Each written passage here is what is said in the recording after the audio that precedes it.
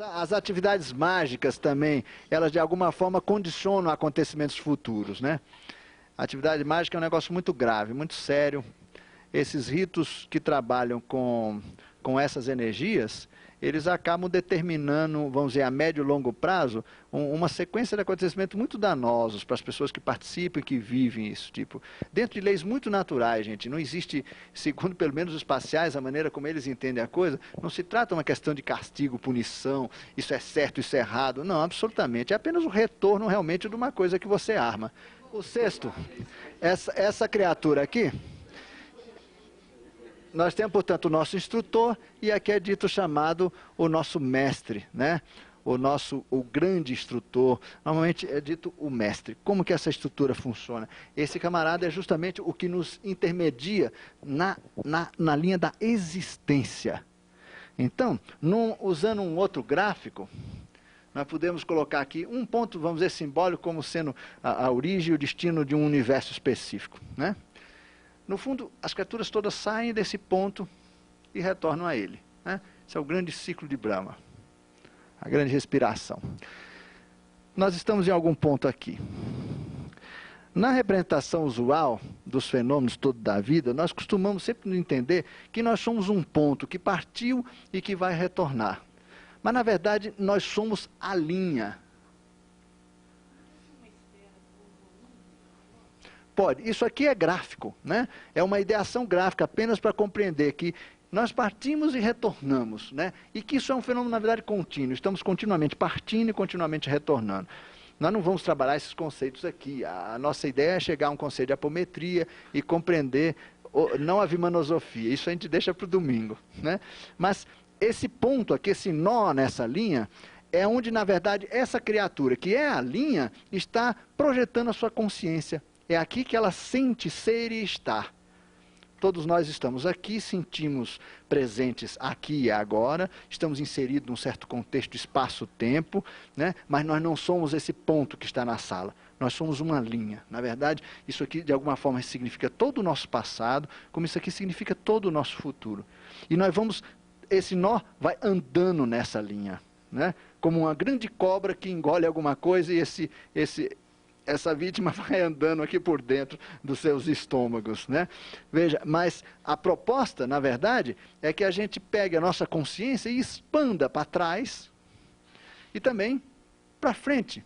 Isso é uma integração existencial.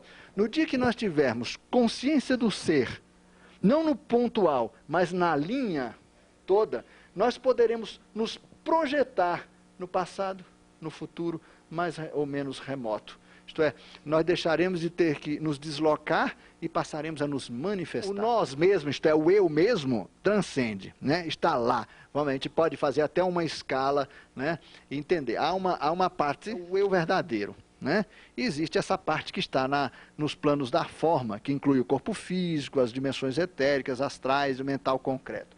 A teosofia chama isso aqui de quaternário da forma. Né? Então, aqui os níveis superiores vamos dizer assim, são os corpos superiores do ser. E o oitavo passageiro, que é a centelha, o espírito, a mônada, há muitos nomes também para falar dessa dimensão transcendente divina do próprio ser. Isso aqui são todos recursos de manifestação, são corpos, 7 corpos. Pois bem, nessa linha aqui, nós podemos falar que nós temos também, necessariamente, que ter um contato conosco mesmo em níveis profundos. Isso é uma outra questão, né? Esse guia daqui é muito importante nessa conexão da gente com a gente mesmo. Porque é uma conexão entupida. É uma conexão que está com uma série de defeitos, de problemas. Não sabemos acessar. Os nossos dimensões, chamado nosso corpo etérico, que é um corpo que gerencia informações também, é um corpo que está com uma série de seus circuitos fortemente danificados, em processo de recuperação, etc.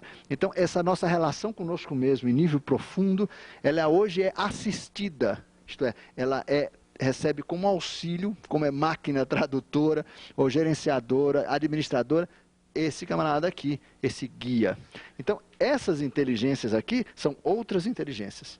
Isso aqui é o contato conosco mesmo. Okay? Nós podemos perfeitamente nos acessarmos a nós mesmos. Essas criaturas aqui, normalmente, são criaturas que jamais tomam corpo físico. Na linguagem dos espaciais, seriam chamados elaianos. No espiritismo, são chamados entidades de luz, ou espíritos de luz. São criaturas que têm a estrutura do humano, eles são humanos, mas humanos que nunca descem na matéria. São chamados, em algumas tradições também, anjos. Essa nomenclatura está virando uma bagunça. Hoje tem desde o anjo medieval, aquele conceito do homem alado, de uma forma meio andrógena, até os anjos propriamente dito, numa nomenclatura da teosofia, a versão dos espaciais sobre anjos, a confusão entre anjos e angélicos, e o fato também de que a palavra quer dizer mensageiros. Então, qualquer coisa que venha de lá, mensageiro, anjo. Pronto. Então, isso está estabelecendo realmente um plano de confusão geral na bibliografia hoje existente. As pessoas estão tratando de uma maneira assim, enfim, ainda impunemente, dessas criaturas todas com denominação única. Mas um dia esses detalhes vão aparecer. Essas criaturas, portanto, não conhecem a matéria como nós conhecemos, embora esteja a mesma estrutura nossa, portanto, são humanos hiperfísicos. Só para concluir a resposta lá. Esses aqui não. Eventualmente, há casos, não raros, de guias ou de instrutores que estão encarnados e que, no entanto, são instrutores de outras pessoas também encarnadas. É muito comum que entidades como mestre e instrutores já tenham tido vida na matéria e que estão hoje auxiliando outros indivíduos.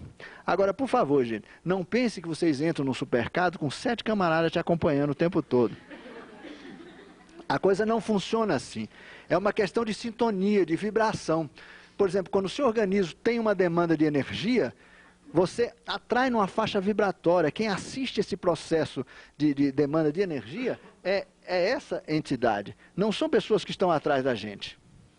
Isso é uma versão apenas gráfica, para nós termos uma compreensão dessas faixas vibratórias e como é que elas são assistidas por inteligências conscientes do papel que desempenham em relação a um indivíduo encarnado. Precisamos ter cuidado com os modelos didáticos, porque às vezes eles acabam simplificando e no fundo acabam gerando uma complicação maior ainda depois. Precisamos, portanto, ter uma visão de que esse instrutor, por exemplo, não é instrutor só desse indivíduo, ele é instrutor numa faixa vibratória inteira. Já que vocês estão com uma certa disposição, e eu também, vou dar um pequeno exemplo de como, na verdade, isso aqui funciona. Nós temos no nosso corpo, chamado etérico, por exemplo, um conjunto de informações que nós vamos representar aqui por uns quadradinhos assim, como se fossem chips, repleto de informações, ou disquete de computador, como você queira, que são informações, por exemplo, adquiridas em outras vidas ou adquiridas no período de intervidas, quer dizer, entre um nascimento e o outro. Muito bem. Quando você chega numa certa maturidade, você está numa faixa vibratória X. Aquela maturidade, aquela vibração, aciona uma abertura desse disquete, entra a unidade leitora. Vamos dizer, aquele disquete é acionado. Nós começamos a acessar elementos que antes eram inacessíveis, em função da nossa maturidade. Quem regula o acesso a esse novo banco de dados é justamente o padrão vibratório dessa entidade. Então, ele entra como um gerenciador para que a absorção dessa informação possa se dar de uma forma harmoniosa e proveitosa para o indivíduo, não ser impactante. Nós chamamos isso de sequência de insights. É quando nós estamos acessando o banco de dados próprios. Quer dizer, no fundo, nós todos somos um pacote legal que vai sendo aberto à medida que nós temos padrão vibratório para acessar esses níveis de coisa. Isso tudo é administrado energeticamente. Não tem ninguém tomando nota dos nossos pecados. As coisas não funcionam dessa maneira. Na verdade, é um conjunto complexo vamos dizer, de circuitos, como queiram, que na verdade são acionados ou fechados conforme uma série de fatores intervêm nisso tudo. Muito bem, muito bom. E como é que começa a entrar a apometria? A apometria, ela é justamente um artifício psicomediúnico para que essa relação aqui possa se estreitar circunstancialmente. Quer dizer, todos nós vivemos situações específicas na nossa vida. Esse guia está tentando nos orientar. Acontece que a gente plantou aqui no meio uma descontinuidade, em função da nossa estrutura de vida moderna, em função de uma série de fatores, condicionamentos pessoais, determinantes culturais, determinantes no plano, por exemplo, vamos dizer, da nossa etnia, uma série de fatores tem tornado a relação do indivíduo com o seu próprio guia obstruída. São muito raras as pessoas que sabem ouvir a si mesmas. E, né, menos raras as pessoas que conectam essa voz interior. Mas a esmagadora maioria das pessoas pegou o seu anjinho daí e mandou ele passear.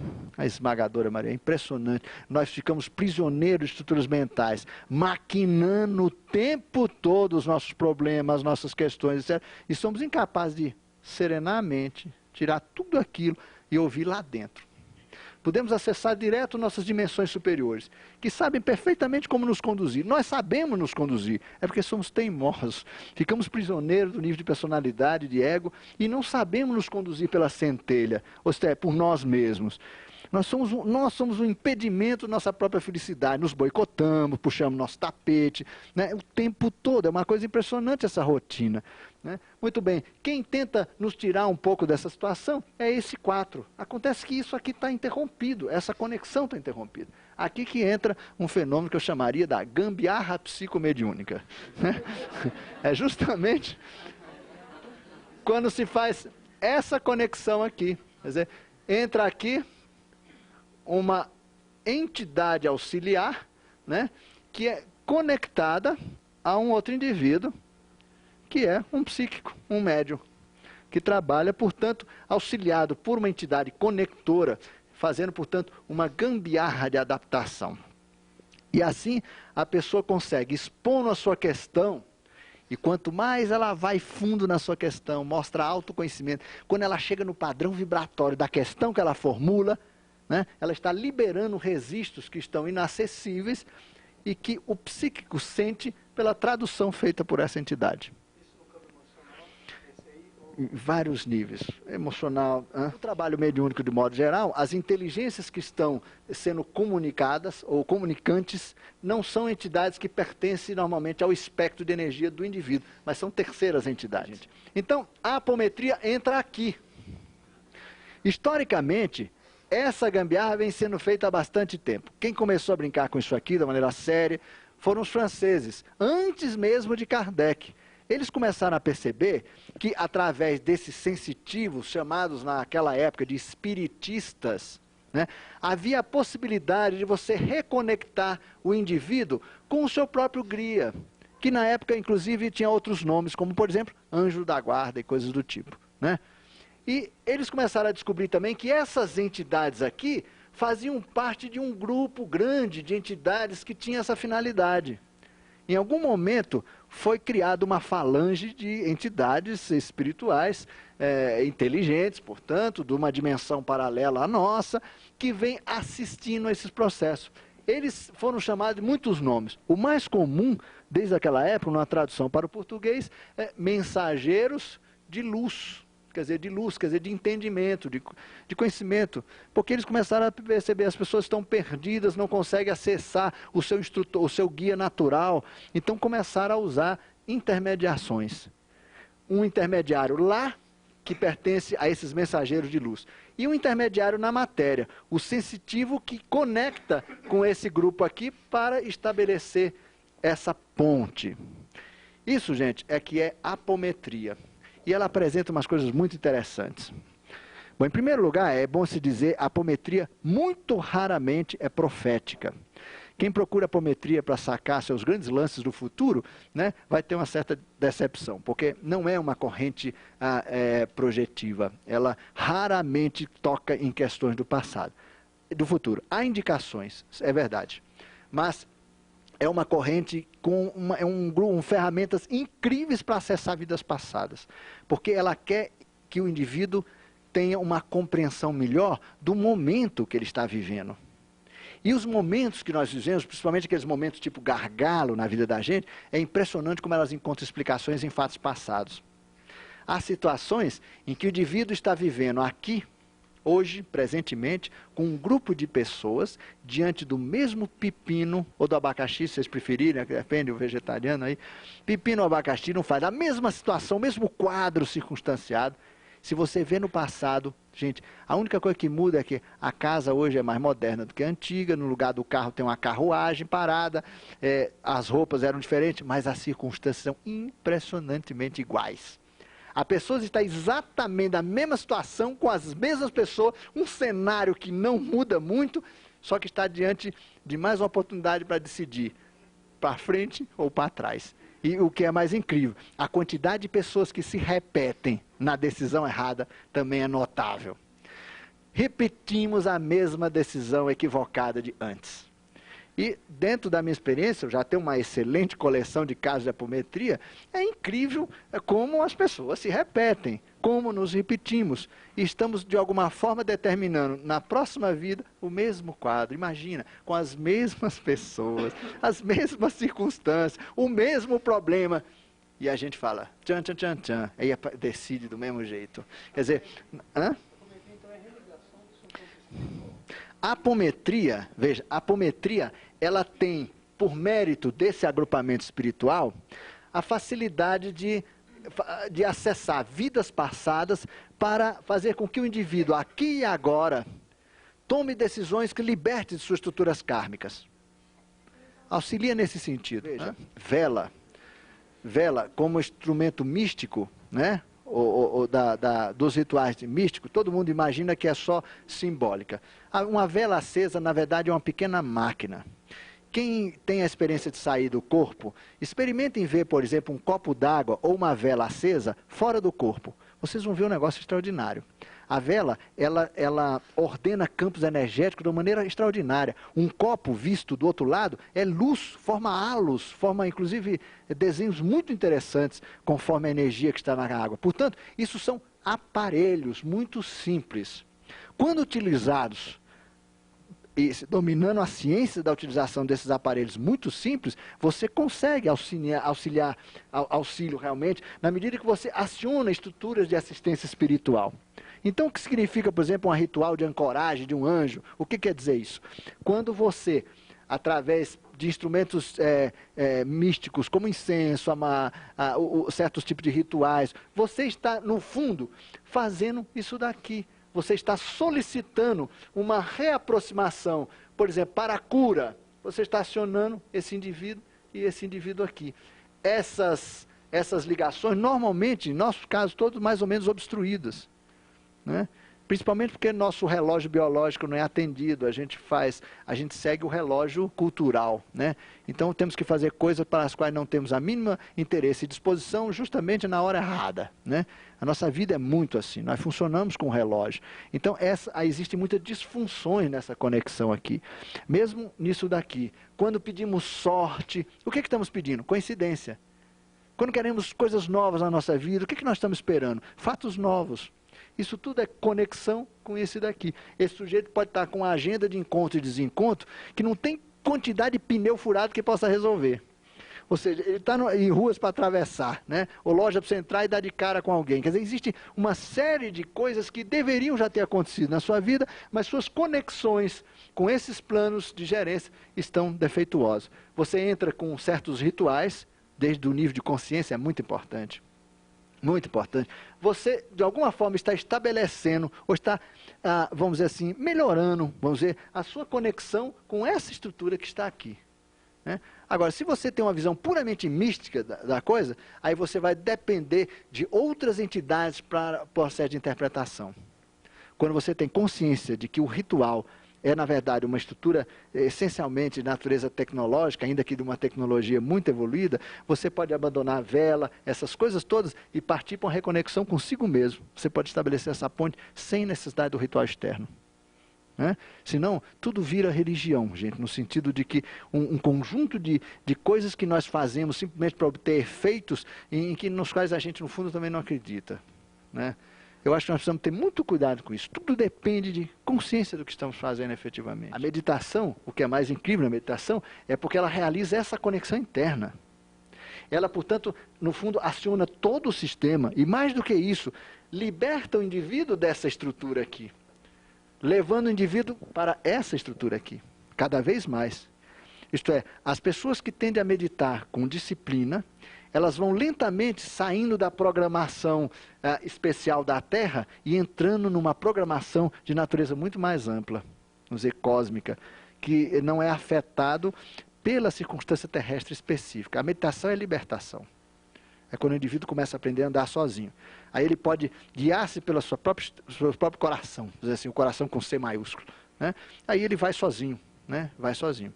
É um indivíduo que já tem, vamos dizer, a capacidade de acessar a si mesmo e, portanto, se conduzir com maestria na vida, com toda a tranquilidade. Ele não precisa mais de livros sagrados, de gurus, de nada dessa estrutura, né? A não ser da sua disciplina interna de autoconexão.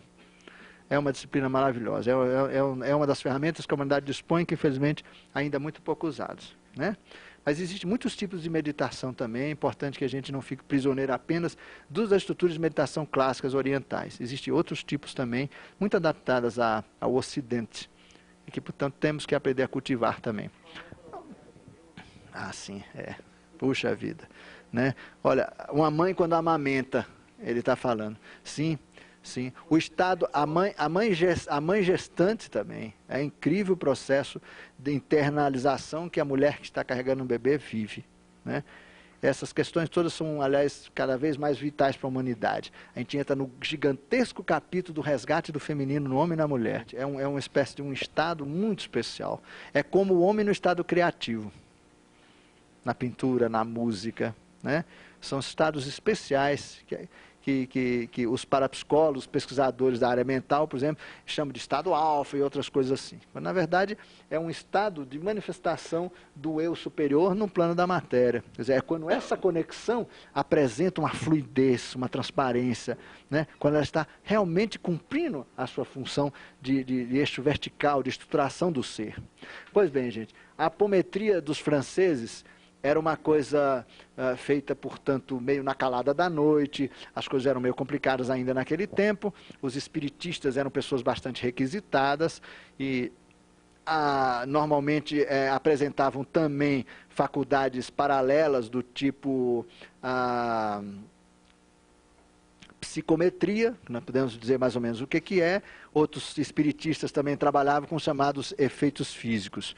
Eram médios de efeitos físicos também, então ele produzia fenômenos físicos de materialização, de movimentação de objetos. Eram esses mesmos caras que naquela época faziam a chamada apometria.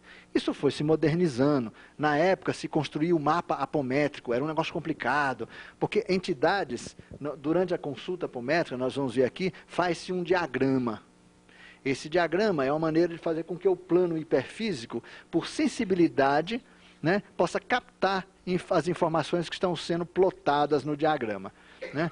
Muito bem, esse diagrama antigamente era complicado, muito complicado de se fazer, levava-se quase um dia inteiro na entrevista, era uma coisa complicada. Havia entrevistas, inclusive, que eram feitas com véu, que isto é, por exemplo, mulheres que queriam consultar. Então, eles usavam uma outra mulher ou um homem intermediário para levar o recado, porque o apometista não podia saber quem é que estava levantando aquelas questões sobre si mesmo, quer dizer, quem é que estava perguntando.